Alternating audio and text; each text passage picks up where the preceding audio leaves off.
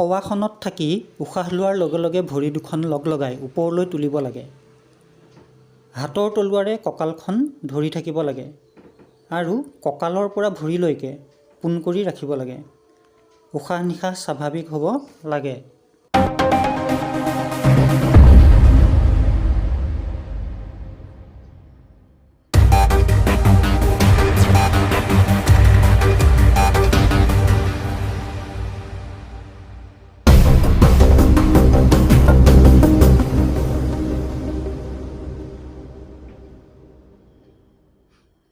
নিশ্বাস এৰাৰ লগে লগে ভৰি দুখন লাহে লাহে নমাব লাগে আৰু পোন হৈ 1 মিনিটমান অন্য এটা ধ্যানাসনত বহিব লাগে।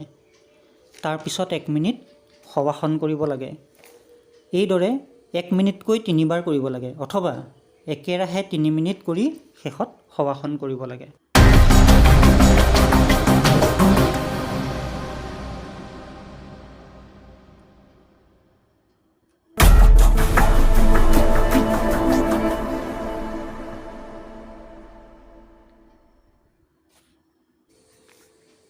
নিয়মীয়াকৈ বিপৰীতকৰণী এই আসনটো কৰিলে বুঢ়া বয়সতো চুলি নপকে, দাঁত নসৰে আৰু গাৰ ছাল সুতমুচ নাখায়।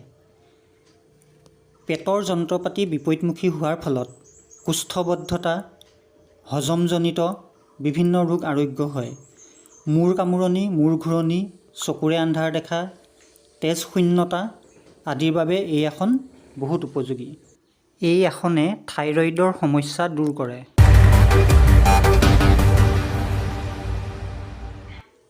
এই আসন কৰোঁতে থুতৰিৰ লগত ডিঙিটো কিদৰে লাগি থাকিব লাগে তাক দেখুওৱা হৈছে।